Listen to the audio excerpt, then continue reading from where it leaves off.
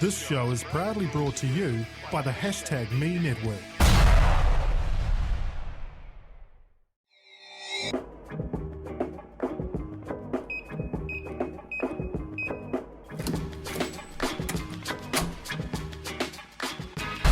Access granted. Kia ora, thanks so much for tuning in for episode 34 of Access Granted, our weekly Kiwi tech and media podcast. I'm Raj, my background's in film, design, media and technology. And I'm Mike, and my background is information wrangling, connecting people and getting things done. And you over there are here because you're a Kiwi that either works in or has a great passion for tech or media in New Zealand. Episode 34. Later we catch up with the wonderful Anna from PledgeMe. But first, our focus for the week. So the focus I was going to focus in on today was that article in the Herald about graduates flocking to the booming, air quotes, IT industry. I saw that, and they had Rod from Xero talking about they were going to get 20 to 30 graduates from overseas. Were they going to come to New Zealand? Yeah, I think the idea is to get them here. Oh, fantastic. Because of our particular industry is booming. Yeah. And that's a couple of projects I've been working on actually with the Haynes Attract guys to bring in, or Work Here they call it. Workhere.co.nz is a site that does that, attracts overseas punters to come over and work here, and they spin the whole lifestyle thing plus the amazing cool things we do here. So they ran a thing called Innovation Islands in October, November last year. Innovation Islands as in like the South Island, North Island? Yeah, innovationislands.co.nz was the site, and that meant, our little long tech cloud is what they talked about, which was just New Zealand, trying to get people from Europe, Asia, Australasia, and America down here to work for places like Xero and that. And I noticed Xero and Vend and a few others were involved. They put some profiles of some jobs up. Yep. So they're all looking to get people over here. And I just thought that highlighted the fact that, there's still a need. Even though, we spoke to Ruth and she said we do have an organic sort of growth area here. So we've got some plants and roots we've planted here, but we want to import some bananas. While we're waiting for our plants to grow, we need somebody to do the work. Right? So that's the idea of that. Bring them over here and I think entice them over, type of thing. Yes, well, it's I think if we can grow our own, brilliant. But if we've got such a demand that we need more, then it's brilliant. We need them, but let's go get them. Yeah. So it's a good article. It's an interesting read from. It's a bit of a spin, maybe, from the big boys saying, "Oh, we're so big, we're growing." But to be fair, they're growing and they're big, so go for it. They have the need, right? Yeah. It would be interesting to hear from the listener what he or she thinks about being a student. So we're assuming the listener is a student. What's it like to be a student in tech at the moment? And is it? It seems to me, and I'm not a student out there, I'm quite old, that you can walk out of university and you get snapped up. The moment you graduate and throw your little cap thing in the air, you get Xero or Vend or something. This is the impression. I've signed you up. Is that true? Yeah, that would be interesting to know. Yeah. You hear the stories, just like in the big four accounting firms. They have graduate programs and internships and things, and they get people in. But you've got to be, the top 100 out of 1 million people to get into those things. So I wonder if the tech sector works in a similar way, where it's just the guns and the stars that make it, and the others end up, trying to start up or something else, or trying to do their own stuff. Yeah, screw them, we'll do our own thing. But I wonder if that's the case, or if it's quite hard to get into, or if it's easy, people are just snapping up everywhere. Yeah. It doesn't matter what course you did. If you know ones and zeros, you're in. If that's the case or not. So, listener, dear listener, can you please let us know your view on that? And the easiest way to do that is just tweet us. Yeah. If you're on the Twitters, we've got our own Twitter handle now. I hope you know this. It's @AccessGrantedNZ. So just send us your views. Yep, tell us we're completely wrong or absolutely right. Usually we're absolutely right, so just so. But just let us know. It'd be quite good. Okay. Otherwise, they can email us on that accessgranted at #me.co.nz if they want to write an essay. There's only a short amount of space on Twitter. So, that's true. Very cool. Right, let's look at the events. I spotted this event just recently as a Founders Exchange meetup. So what it is it's actually in Wellington at Star Now headquarters. Where's that? That's in Allen Street in Wellington, so usual area, off Courtney Place. And 14 Allen Street, yeah? yes, that'd be right. Oh, okay. Yes. Good call, Mike. Yeah. But basically, we're there to listen to Jessica Manus, who has been there for a while, 8 years or so, and she's sort of helped build the company up and how it works and that kind of thing. And a lot of it's to do with the digital marketing of starnow.co.nz, all that kind of stuff. And she's been jet setting and all that kind of thing. And the idea is just to find out what it was like, as well as meet up other female founders out there. There's a few others out there. So is it aimed at women? I believe so.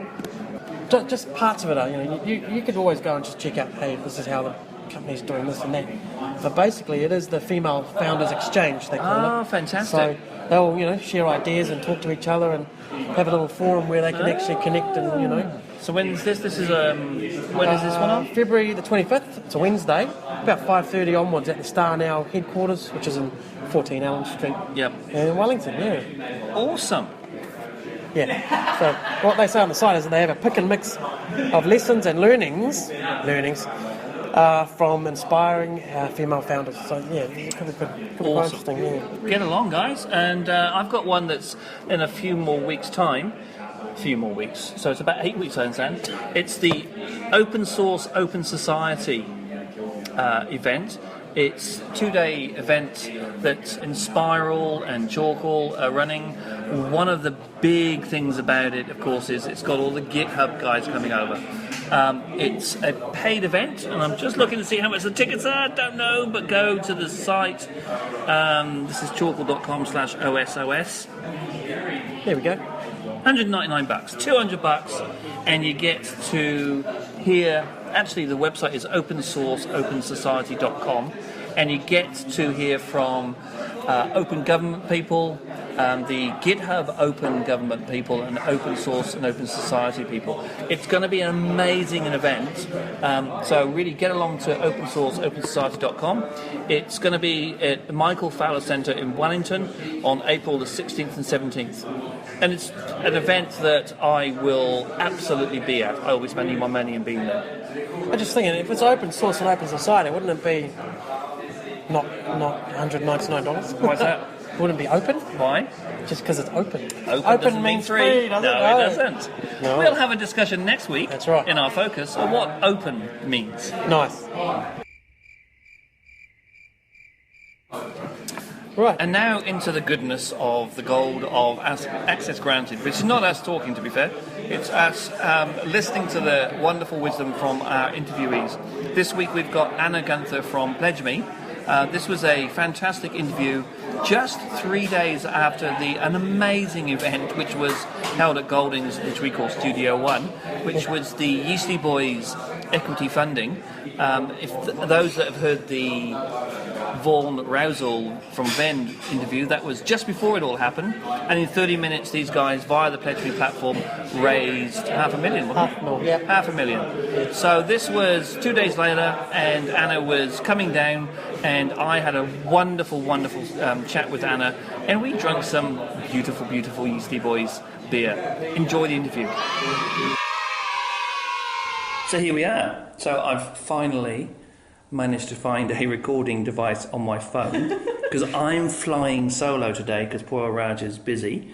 And I'm sitting in the PledgeMe boardroom with young Anna Gunther. Have I said you're young? Young. Oh, love you. Ancient Anna Gunther. Old soul.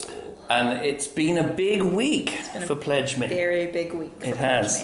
It'd be a massive week for you. Can you hear that I just put my beer down next to the recording device? Very handy. So, Anna, CEO of PledgeMe and founder of PledgeMe, our first question always is, what makes you happy? What makes me happy? I think helping people makes me happy. And I think that's why I'm so excited about what I do, because I feel like we get to help a lot of different people. That was the beer being put down. That was. It wasn't me. I was trying to be very quiet about the beer. It didn't work, did it? So this week, let's talk about this week where you've made someone very happy. And the reason, of course, that we're talking about beer, because you've got some Yeasty Boys beer, which we're enjoying here. And for those that don't know what happened this week with Yeasty Boys, and can you take us what happened and what that means, the equity funding? Yeah, it's a very exciting week for PledgeMe and Yeasty Boys. Yeasty Boys was our second equity crowdfunding campaign to go through successfully. They raised $500,000 in half an hour, which is just insane. And of course, Stu came yesterday and dropped off both a lot of beer, but also a lot of non-alcoholic drinks, because one of the guys in the office doesn't drink, which just goes to show how amazing Stu is. But yeah, a very exciting time, because equity crowdfunding is a new type of crowdfunding, which New Zealand has changed their legislation to allow, which means that companies can actually sell shares instead of just offering rewards when they crowdfund. They can still offer rewards, but they're actually allowed to issue shares, which is very, very exciting, because it just changes the model. It means that you don't have to have an expensive public prospectus to go to the public, and it sort of just empowers companies to raise capital through the people they know. Be it their customers, their family, their friends, their professional networks. And that's exciting, because you're getting your company to grow with your crowd, not with some random investor crowd that you don't know, who might have very weird expectations around how you should grow. Very, yes. Well, I was trying to explain this to someone who hadn't heard about it, and I was explaining that, what happened on Wednesday. So this is a couple of weeks ago now when you guys are hearing this. And they were sort of confused as what you get shares? What? Can you sell the shares? Why would you buy them? What? Yeah, there was a confusion around what's the difference between that and, I suppose, I'm going to say traditional stock exchangey type stuff. I guess the difference is you're able to invest in a company that's early stage and growing, not a company that can cover the costs of publicly listing. So you're coming in at a stage where it could go big or could not. But it's a direct connection, so it's you investing in the company, and you're investing for a plethora of reasons, but you're not investing for a quick click. You're not saying, hey, I'm investing this now and next week I'm going to sell because the share price has increased. You're actually investing because the company is young, it needs your capital to grow, and at some point will hopefully pay a dividend, or you'll be able to sell your shares, it'll be a capital gain, or they'll sell and you'll get some of the sale. So it's it's almost the same. I mean, you can, if you want, just sell your shares. Is that right? Well, so the company can manage their share register and enable the buying and selling of shares privately, but can't publicly. It's not like the share market where you could list your shares. So there's no market, but if the company itself allowed it, then yes, you could. You could. It's just a little bit harder and a little bit, But it's not set up to that, because that's not the reason that you do this. I mean, if you are going to go and just buy, I'm going to use Spark for some reason, you think that's going to go up and you're going to make $1 million, you buy 1 million shares and you sell them. That's not the reason that you do. The motivation isn't purely financial, and I think that's the exciting thing, because people aren't just making a decision based on the financial return. They're making a decision based on the fact that they love your product, or they love you, or they love the idea that you have, or they just really are excited about the space. And we ourselves did an equity crowdfunding round, and Mike missed out. Yes, thanks for that. Anybody who follows me on Twitter will know full well that I missed out. Yeah, but the interesting thing for us is we got such a wide range of people that invested, people we knew, but also people we didn't. And I was at a talk last week in Dunedin, and I asked the Patsy question, because I knew there was someone in the room who'd invested. So I was like, who in this room invested in PledgeMe? And the guy I knew raised his hand, but a guy I didn't know raised his hand. And I was just like, hi, who are you? Can we be friends? I've got a shareholder badge for you. And it was really interesting, because he actually, during the talk that I gave his feedback about why he invested. And he knew he was an accountant, so he knew that it was an early stage company. He knew it was risky, but he liked our financials, which I was very proud of, because I did a lot of work on that. And he just thought it was a really exciting space and wanted to be involved, So the reasons people come around are different, but it's not purely the financial return. Yeah. It's not purely that, but there is a point of that. It's not like, it's not like, I suppose, your mate comes to you, or your son comes to you and says, I want to start this. Then it's like you potentially give the money and kiss it goodbye and say, oh, well, that was that, and good luck, and who knows what happened. There is a sense of, well, I'm not just chucking this away. No. There is they've got the numbers. There's a potential for return, because they've got the forecast. And I think that's the cool thing, because, Around 50 million is invested per year by the angels in New Zealand, but we know from international studies that up to 5 times the amount invested by angels is invested by family and friends. But there's no transparency around that. There's no process around that. People are just putting money in because they love the person, which is good as well, or maybe they're putting it for other reasons. But, what we think is really exciting is equity crowdfunding provides that transparency and a structure so people can go through a process to raise the funds in a way that might potentially save them from some really hard conversations down the road if it hasn't been done legally or in the correct way, or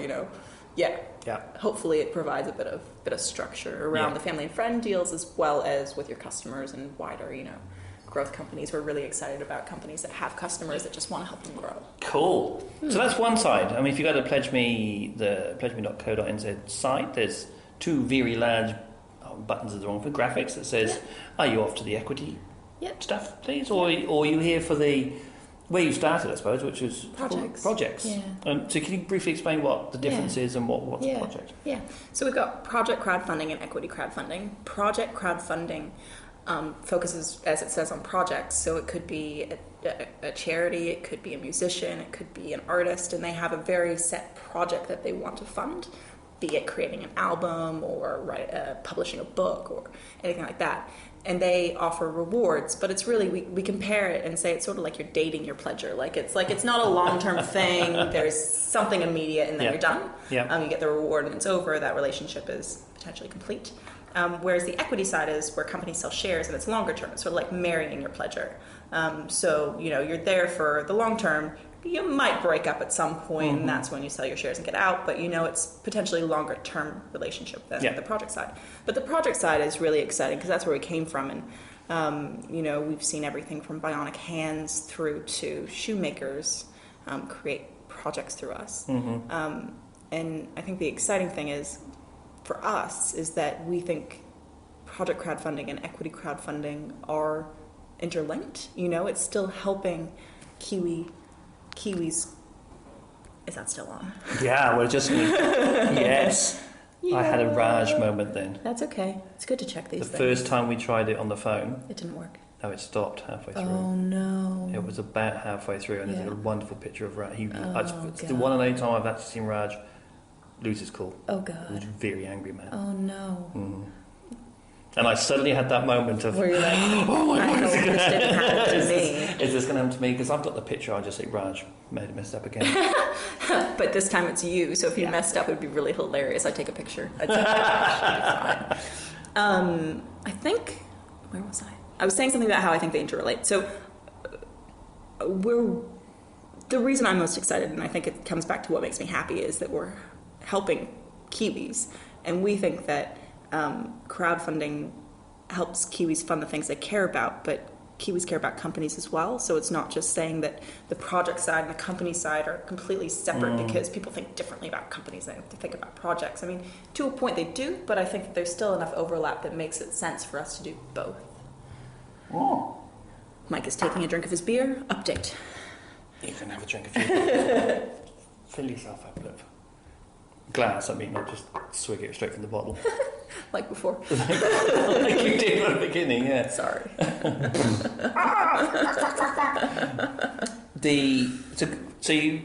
The project side was where you started, and equity's come along, and equity demanded a change in the legislation. Yeah. That was fun, I remember you going through that. You skipped and danced through that. That was excellent. Yeah. Oh, yeah. We'll come back to that. Yeah. So if we go backwards now, back to project. So how did you end up with this site? Yep. So where did it come from? Where did it come from? You've always wanted to help Kiwis, and then you suddenly wrote some code over a weekend, and here it is. That's how it worked. I wish I could write code. I tried to learn once, and then I just decided it was good that I tried to learn because I'm a better person with my developers, but that I'm definitely not so inclined. But no, so where it came from was actually I was working for the New Zealand government, and I realized in order to get ahead, I probably had to either go and work for a private company or go and study some more. So I went to do my master's thesis, and my master's thesis actually turned into PledgeMe. So I was doing a master's of entrepreneurship and focused on crowdfunding to see if, did a local crowdfunding make sense, and would it be something that we should start? And the thesis was supposed to be everything but starting up a company, but since I am a stupid person. I decided to work full-time, study full-time, and start a startup. I would not recommend that. But yeah, PledgeMe came out of my thesis. I found a guy who was interested in it as well, and he did the development side, and I did the sort of business side. And we launched in Feb 2012. So we're going to have our third birthday, which I will definitely invite you to. Yeah, but third birthday. When you say you, do you mean everyone who's listening? Well, you're probably going to miss it. Sorry, dear listeners. No, because yes. it's going to be before this comes out. It would have happened. Yeah. But, it was great, by the way. Yeah, loved fantastic. It. Great. There was lots of blue and teal. But no, so yeah, we're almost 3 years old, and in the past 3 years we've raised $3.8 million for over 750 projects and now equity campaigns. Wow. And yeah, it's just growing really steadily, and it's exciting, and lots of amazing people. And there's so many people now that I don't know everyone that's crowdfunded anymore, because there's so many of them that I meet people sometimes and they're like, oh, are you PledgeMe? I did a PledgeMe. And you're like, oh, okay, cool. Yes. They all know you. I'm sorry. That's right. Well, no, they don't. It's often quite a funny situation. Well, I feel old, but I think I look young. And so people sometimes are just like, oh, what do you do at PledgeMe? And I'm like, oh. Are you a tester? Oh, yeah. Do you do the design? Yeah. And I'm like, oh, yeah, sort of co-founded it. Make it run, do things. Yeah. So 3 years ago, it was 3 years ago when it was born, were you at NZTE? Yeah. How long did that process, or how long were you doing? The birthing process? The 300% jobs. This, that, and probably about life. a year. Yeah. About a year, maybe a year and a half. And I then started doing sort of, I was, once we officially launched in Feb 2012, I went down to part-time. Okay. So I did part-time government work and 1 to 2 days a week on PledgeMe, which was really like all of the extra hours in the week on PledgeMe. And then I eventually jumped full-time in 2013 at some point. And then, yeah, it's been a very different experience. Have staff now, 6 employees, not all full-time, but 6 employees, and then about 15 people all together that work on it with our board and our technical partners. Wow. Yeah. Wow. Terrifying. Yeah. Terrifyingly awesome? Terrifyingly awesome. Cash flow is scary. Love it though, because I think the fun thing with what we're doing is it just makes everyone happy, except when it gets bad. But everyone loves the work that we're doing because they can see how it impacts people. So for those that are creating a startup of some sort in whatever guise it may be, I mean, there's a needs must, I suppose. I'm about to ask you, would you suggest that you do what you did last time, have the 400 jobs and fade one out? Yeah. But then, could you have done it any other way, do you think? No, and I think that's the hard thing is you sort of, you're starting up a startup and you're focusing all your time and energy on it, but you still need enough money to live. And I think that's almost a good thing. Like, it's a great achievement to realize that you're making enough money that you can quit your job and start paying yourself something, even if it's not great. And you need that market validation before you jump, I think. Though I know lots of people think differently than that. They think you should just focus on it 100%. But I think there's something. Where's the food coming from? Yeah. Who's feeding you? Yeah, that's right. There's only so much you can eat at events. Well, yeah. One of my startup tips. Go to as many events as possible. That is so cool. I've got lots of tips for startups. There you go. There you go. You can scatter them liberally through what you can say.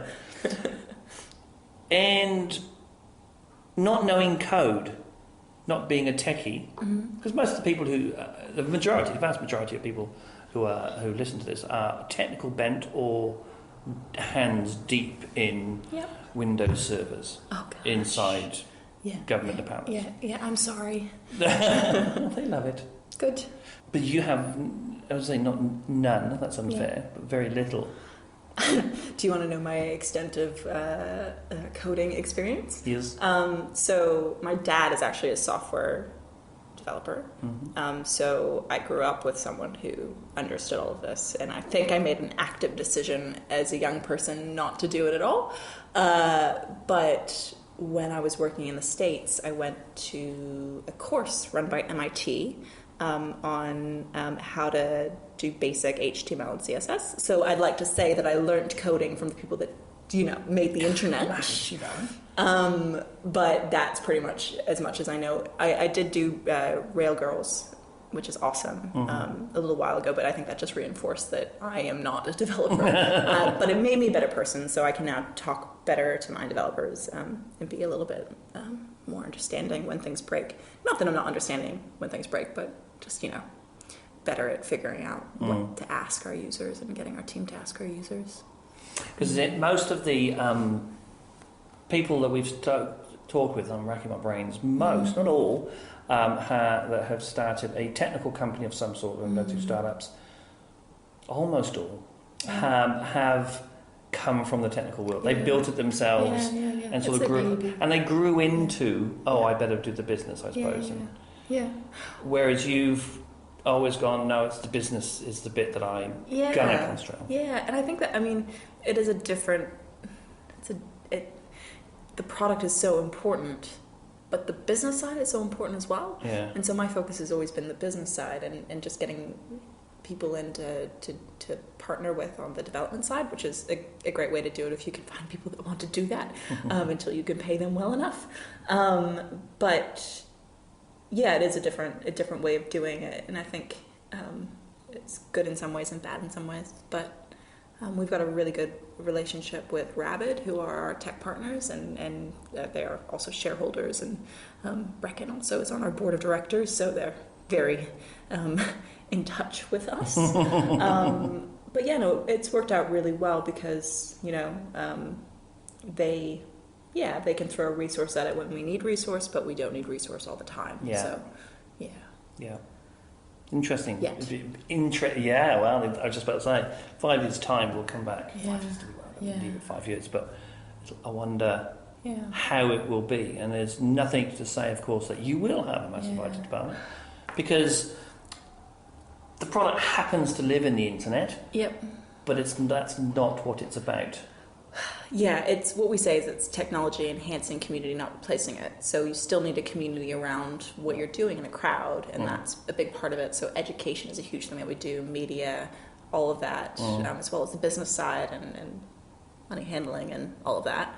But the technical side is just as important, but we've just happened to figure out a way where we can partner on that instead of having to do it all in-house. I think the interesting thing with the technical side is it's more than just the development. It is the front end, it is the user experience, it is the people saying, hey, I'm a little bit confused by this, and us trying to figure out how to improve the workflows and the processes. And so that, if we ever did move it in-house, it would probably be me to the Rabid people. I love you, Rabid. No, count this as an interview. I would never steal. But it wouldn't just be a database person. It would be a UI, UX person as well. So you work backwards almost from, look, I'm totally business, that's stuff, but now we're moving, PledgeMe needs to move closer to the technology, but it's going to come from the outside in. So user experience, workflows, design, and eventually, if you ever needed to, those hands-on guys at touching servers for no apparent reason. Yeah, but I guess the thing that I love about Rabid is there's a big team there that can think about it, but they don't have to work on it all the time. So, and they're just great people. They're so much fun. I really like working with them. Cool. And drinking beer with them, like we're doing right now. We're going to have Yeasty Boys, of course. As you should. What happens when you do the next beer one? Oh. Be another one. How would we decide who to love more? Do you have a favorite child? Oh, yeah. Oh, absolutely. Oh. I have a favourite child. And he and or she will never know. Yeah. See? This is things come out on the radio. Yeah. Or podcast. It's like I have a favourite song. Do you have a favourite song? At any specific moment, I will tell you my favourite song. But it changes regularly? Absolutely. Yeah. There's moments when I can tell you exactly who my favourite child is. But 3 seconds later, it might have changed. Changes. It's a good way to look at it. It's ever changing. It's not set in stone. I think, it's funny because we often get asked, especially by media or by people, what's your favorite project? And it's really hard because you're like, well, there's so many different amazing projects that have done different amazing things. But they often expect it to be the biggest or the flashiest. What do they say when Paul McCartney or whoever gets asked what's your favourite song? They either say I'm really happy with my current album because that's what they're pushing, and I really love this song because it relates back to that feeling I had, and then they pick 3 songs. So you can always say great advertising. Hey, exactly. Let's talk about everything. Because they hook you back. It's Paul McCartney did this recently. He sang a song and he said, I'm really, this is an amazing album. I haven't felt like this before, blah, blah, blah. This song reminds me of when we wrote that song. Which, of course, as a person that may or may not buy his album, puts me back into that Beatles mode. And I go, oh, it's like that. Oh, I might buy that album now. I thought, that's clever.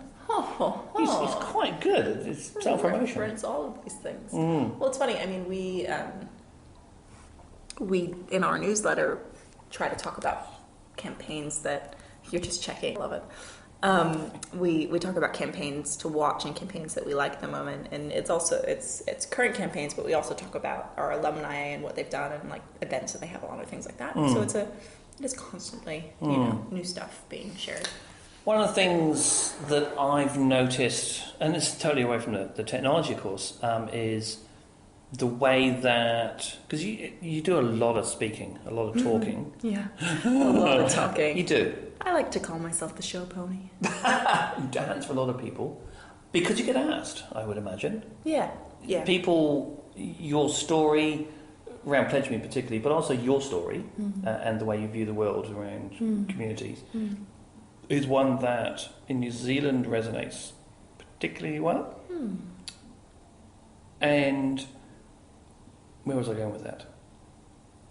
It was around the speaking you do is a little bit around PledgeMe, but is this true? You talk about communities a lot and how they operate and So I guess I definitely, like, when I go and talk, it's not purely a PledgeMe pitch, which I think is what makes it interesting. It's more of this is crowdfunding, this is how it works, this is what we've seen overseas, this is our tips around what to think about when you're crowdfunding, and it really could relate to them crowdfunding anywhere. Which I think is useful. But we definitely focus on giving people good, solid information, telling our story, and just leaving it up to them what they do with that, I definitely get asked to talk all the time. And we've actually just started, it's funny, like way back at the start, someone gave me the advice, you should never organize your own talk, you should just go and talk at other people's things, because then they have to do all the work of getting the people there, which I took on board. But we've actually just started doing our own talks, and I went down to Dunedin last week and I sort of thought we'd get maybe 15 people and that would be great. And we had 74 people RSVP. I didn't know there was that many people in Dunedin. I'm joking. I knew there was more people than that in Dunedin. I can hear the keyboard. What the hell does that woman do? No. I'm from Dunedin, so I can make that joke. But, local jokes. Yeah, local jokes. But no, it was really interesting because I was sort of like, people, I don't have to just go and hijack other people's events. I could do my own. But so it's interesting. People are really interested in the space and want to hear more. And, it's everything from me going and talking at a business development conference in New Plymouth through to the charity space asking us to come in and talk about how charities can crowdfund. So, yeah. Yeah, you have that great story. That's what it is. It's you have the technology that is potentially a tool, but then you go back and go, it's not about that, it's not about the features, it's about the why we're here and the community stuff, which is, I'm always hearing that about New Zealand. I think it's a bit of a myth, but we'll see. Which one's a myth? It's always been a community-orientated country, and we've lost it, and it used to be. Kids these days, they're on Facebook, they don't connect. They do, exactly. Well, it used to be leaning on lampposts, that's wrong. Back in my day, we were all homophobic and hated No, I'm joking about that as well. No, 1950s were great. I used to love the rickets. Cold War was particularly fun. Polio. No. I joke like like, I think New Zealand is really amazing, and it's rated as one of the most charitable countries in the world, and that it's top 5, top 3, like really amazing. So New Zealanders definitely do care about each other, and we're all so freaking interconnected anyways. Like, I may not sound Kiwi, but I'm half Kiwi, which means I'm related to most of the South Island. But you know, like, we are connected, and that's cool because it makes it easier. Shut up. Good joke. I said nothing. Seriously, my family came on the second boat, you know. Oh, wow. This there you lineage, go. Yes. this lineage. Okay. But, you know, like, it is, and that's the amazing thing is, like, our communities are so connected. Like, there's, 2-3 degrees of separation. That makes it easy to do things like crowdfunding because people are connected, as long as the crowdfunding campaign is something that resonates with people. Yeah. Thinking about the Yeasty Boys. Yeah. Love them. Yes, loving the beer. Thank you, guys. Campaign, obviously a massive, unbelievable success. It was interesting, on a side note, to see the mainstream media. I don't know, caught with their pants down is unfair. A little bit gobsmacked and wide-eyed, not quite understanding what had happened. No. It was like a meteor had dropped, and everyone sort of goes, "Oh, I get meteors, I get the internet," but it just went plop in the middle of the city, and they went, "What? What?" I'm still not sure they understood what happened, and it was funny because we actually had our media guy at the event, and we had a press release ready for when Yeasty Boys were successful, and when we were watching the ticker ticking, he was madly at the back of the room updating this press release so we could get it out, because we didn't actually get any mainstream media there in the end. I think they sort of thought it would launch and it would be a week or two before it'd be successful, so they'd get their box popped then. But yeah, to be fair, there were some media who were still on board and still writing stuff, getting stuff out very quickly on the night when it happened. But yeah, it was definitely a little bit of a what? Which also actually happened with our campaign when we crowdfunded, because we did our crowdfunding campaign in November. And I got interviewed for Radio New Zealand, and Radio New Zealand put the interview on the next day, but by the next day we'd been funded, so people were hearing about this campaign as if it was something new and hadn't happened yet, and we're going to look and being like, what the fuck? And then I had to call Radio New Zealand and be like, hey guys, we actually got funded. It's all done. And they quickly did a follow-up story to tell people that it was funded, but it was just really interesting, like how quickly, and I mean, Twitter is definitely the most timely way of getting the news out there. Yeah, absolutely. The crowd from Yeasty Boys, and I don't know, I'm sure you've got theories as to why it happened and it was wonderful. Is it because, this is my theory, I'm looking for validation, that's what I'm looking for. Do you just go, Mike, you're so on to Yes, Mike, yes, that Mike, is just brilliant. Mike. Is they'd already got their community. They'd built this for a very long time. Yeah. This was an easy sell, quote unquote. It was like, yeah, Yeasty Boys, yeah, fine, here you go. Yeah. Done. It wasn't a case of, you're who? You're doing what?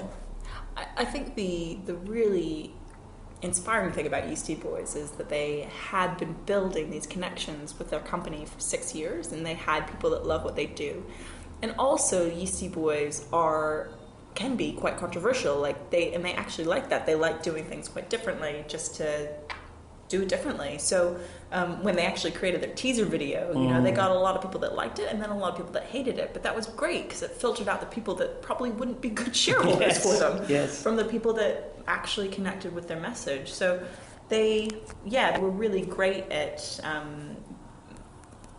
knowing who their crowd was because they've been building it for 6 years. And then they had a really strong campaign for about a month where they told people this was happening, got them on board, got them signed up to a newsletter, which they originally didn't want to do because he didn't want to be emailing people, but I made him. Got people signed up to this newsletter, and then just kept them updated about how it was going, because, I mean, getting ready for a capital raise is a pretty onerous process. But he kept them updated, showed them stuff, responded to questions, invited them to meet and greet. So he went up and down the country with his founder, Sam and Stu. Both of them were there answering questions. And then, so when it went live, people had already had the information they needed to invest. Yeah. And they already were part of the crowd. And this was their opportunity to get in. Yeah, it's sort of, everyone goes, can I give you the money now? It's like, well, no, can you just hang on? And you're all going to do it at this time. Yeah. Well, it was funny. Stu wrote this newsletter, which he sent out information around the raise and was like, hey, I want you to be 24-hour party people. We're going to raise this in 24 hours. We're going to get some media coverage. It's going to be great.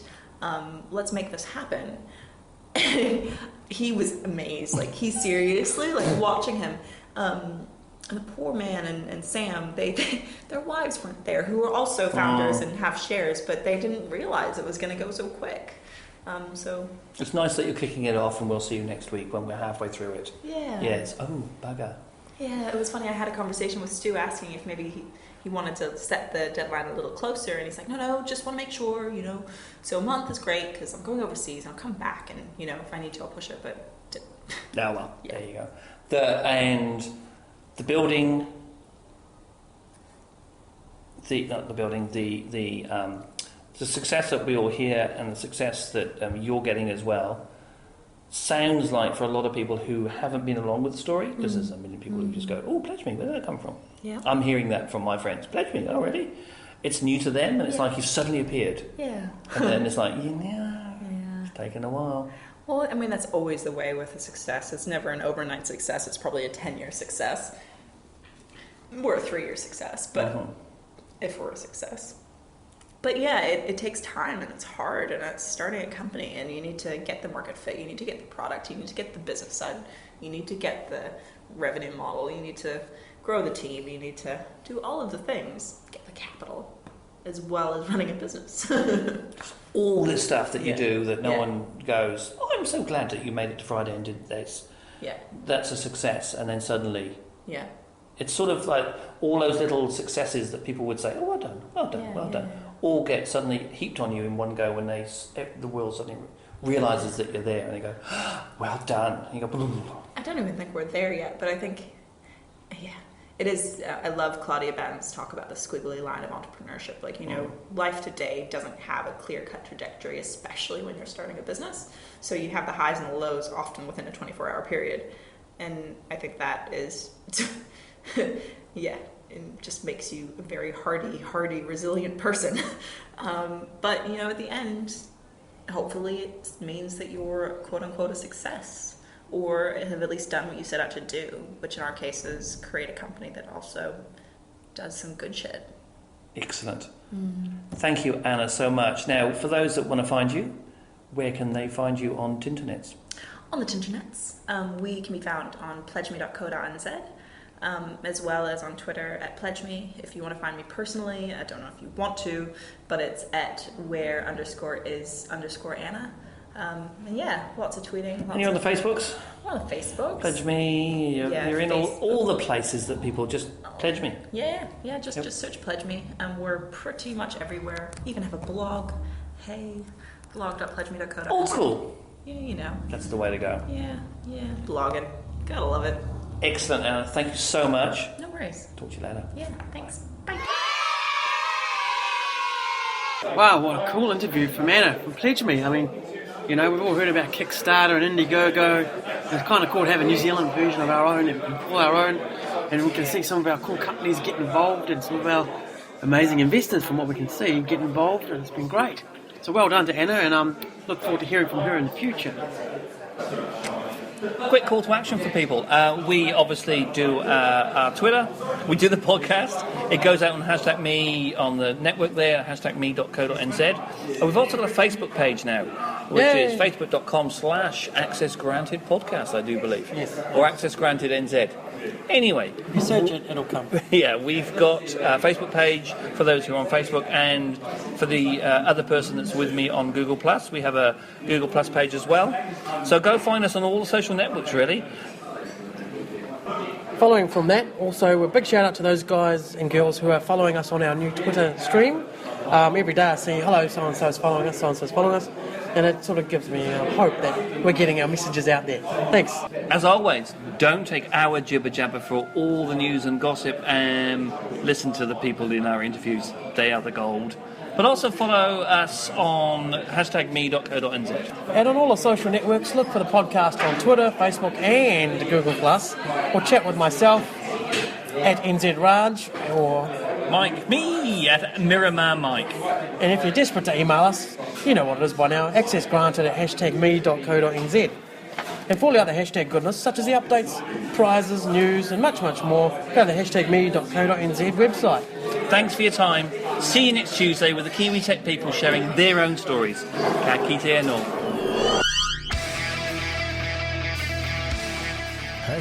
#me.co.nz